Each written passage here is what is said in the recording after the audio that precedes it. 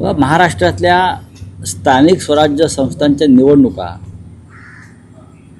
मुंबईसह म्हणजे मुंबई महानगरपालिकेसह या अत्यंत गांभीर्याने घेण्याची गरज आहे। सामान्य माणूस आपला प्रतिनिधी जिल्हा परिषद महानगरपालिका नगरपालिकेत पाठवतो आणि स्थानिक स्वराज्य संस्था या सत्तेचं विकेंद्रीकरण करणाऱ्या संस्था आहेत। महाराष्ट्रात या स्थानिक स्वराज्य संस्थांना फार महत्त्व आहे, त्यांना ताकद आहे। अशा वेळेला त्या स्थानिक स्वराज्य संस्थांच्या निवडणुकीत विधानसभेप्रमाणेच मतदार याद्या आणि एकंदरीतच यंत्रणेमध्ये घोळ होणार असेल तर त्या निवडणुकांना काही अर्थ नाही।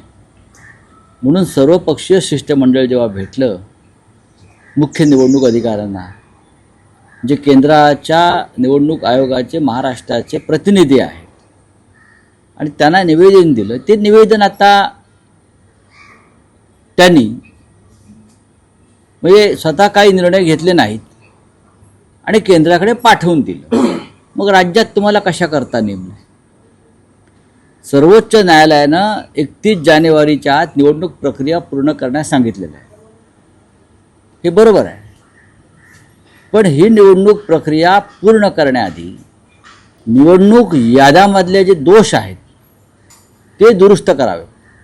तुम्ही 5-6 वर्ष निवडणुका घेतल्या नाहीत, मग 2-4 महिने मागे पुढे झाला तर काय बिघडलं? हा जो प्रश्न तिथे उपस्थित केला तो अत्यंत महत्त्वाचा आहे।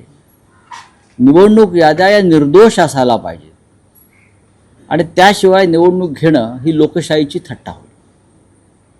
ही भूमिका आम्ही मांडली, त्या भूमिकेसंदर्भातलं निवेदन दिलं आणि त्या निवेदनावरचं मुख्य निवडणूक अधिकाऱ्यांचं एक पत्र आता दिल्लीतल्या केंद्रीय निवडणूक आयोगाला गेलं। त्यांनी विचारले आता काय करायचं? म्हणजे अधिकारी, महाराष्ट्रातले प्रमुख अधिकारी निर्णय घेऊ शकत नाही, आता काय करायचं विचारतात। ही शोकांतिका आहे।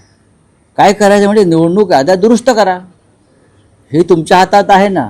जी बोगस नावं आतमध्ये घातलेली आहेत ती डिलीट करा आणि ज्यांची नावं मोठ्या प्रमाणात वगळलेली आहेत ती समाविष्ट करा, बाकी काय।